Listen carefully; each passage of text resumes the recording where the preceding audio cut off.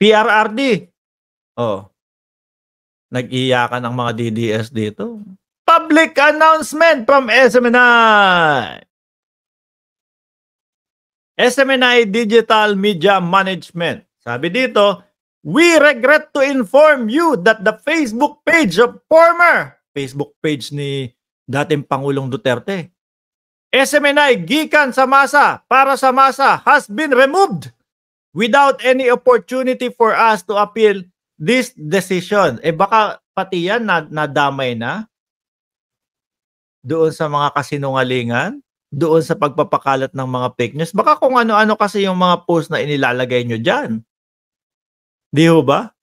Baka inilalagay nyo dyan yung nagdudurog ang presidente, tapos wala naman kayong maipakitang ebidensya.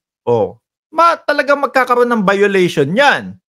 Di ho ba? We urge you to continue following us on our alternative platform like YouTube and TikTok. We remain committed to keeping you informed about FPRRD and fostering community engagement. Yan po mga kababayan, maniniwala ako na merong mga na merong mga tawag ito, violation yan talaga, mga bossing. Kita nyo naman yung mga galawan nila sa mautog pa lang.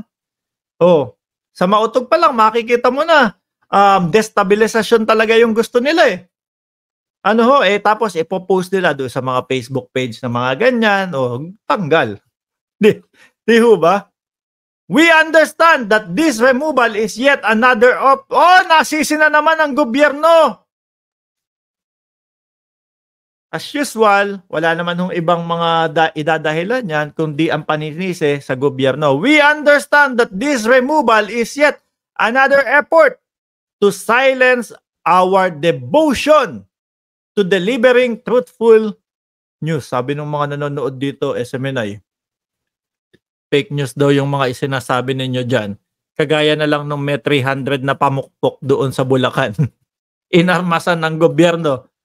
Wala naman kayo daw na ipakitang ebidensya, merong ganun. Yung barikada na pinalaki ninyo ay plastic na upuan. Paano yan? Baka dahil doon sa mga ganun. Diba? Baka dahil sa ganun. But we won't be silenced. Our commitment to fight for press freedom. Dapat kasi kapag press freedom, yung totoo lang. Wala nang halong kung ano-ano.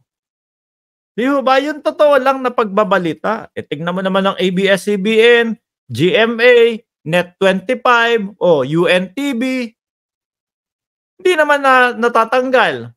Kasi halata yung sa inyo. Our commitment to fight for press freedom, hindi ba mga vloggers na lang kayo? Meron pa ba kayong meron pa kayong tawag dito? Lisensya? O malapit na din matanggal? Pagka wala ng lisensya, na lang kayo? Mga vloggers na lang kayo dyan. Our commitment to fight for press freedom and contribute to the growth of our nation remains unshakable. Si Kibuloy. Nasa na ba? Balita nyo naman sa amin. Paalam mo naman sa amin. No? Kung nasaan na si Kibuloy. Ako naniniwala ako, alam nyo yan. No? Alam nyo yan. Kaso, syempre, bakit naman namin ibabalita yun? Si Kibuloy yan We're actively exploring solution to the situation. Ang solusyon nyo lang dyan, huwag kayong mag-fake news. Ang solusyon nyo dyan, kung ano lang yung totoo, yun ang ibalita ninyo. Ganun lang yun. Di ba? At ang solusyon nyo dyan, huwag nyong ipahalata na gusto nyong pabagsakin ang gobyerno. Simple. Mananatili ang inyong ang inyong channel. Wala Alos wenta yung mga pinagbababalita ninyo pabor lang sa inyo. Tapos wala pang sapat na ebidensya. Para kayong dapat, ano ba SMNI? Ano ba ibig sabihin ng SMNI? Sunshine Media Network o Sunshine Marites Network. Di ba si Kibuloy ang may-ari niyan o baka si Marites na? We're actively exploring solution to this situation and your support means everything to us. O kayo na lang magsuportahan dyan, mga DDS. Thank you for standing with us during this challenging time. SMNI Digital Media Management. Tanggal. Si Bak, mga bossing. Magsasabi na naman yung mga DDS dyan. Eto na! Martial law na! May mga nalalaman pa hong mga silent martial law yan. Mga kababayan. O ha?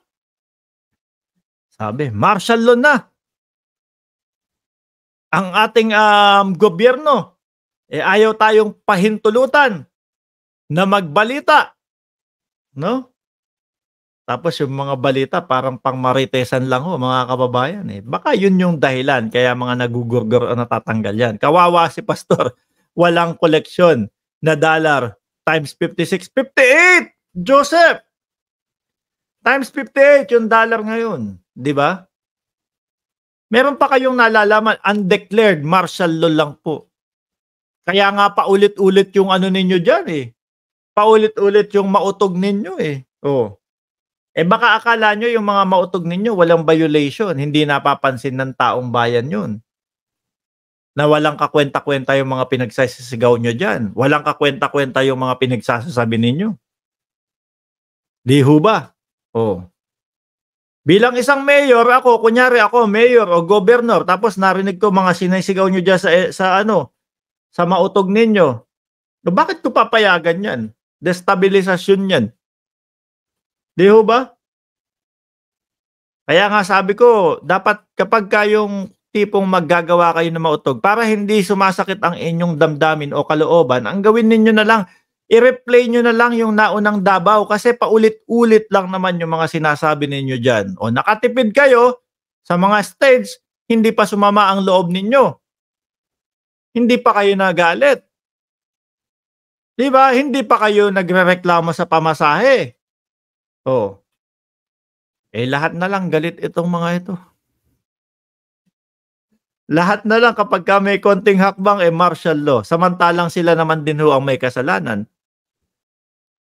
Di ho ba? Nahirit nga kung pwede daw. 1 month sila dito. Eduardo Macaro. Saan daw po sila, sir? Sa Japan? Ewan ko lang kung talagang tanggap sila dyan sa Japan. Di ba? Baka hindi naman tanggap. Yung sa yung sa ipinilit na New York. Mga kababayan, ipinilit na New York na mautog. Oh. Huli! Nakisali doon sa parada, nakisali doon sa Independence Day, palabas nila sa mamamayang Pilipino, no? Naging successful. Oh. Gusto nila ipamukha na yung buong process buong parada na yun sila lahat.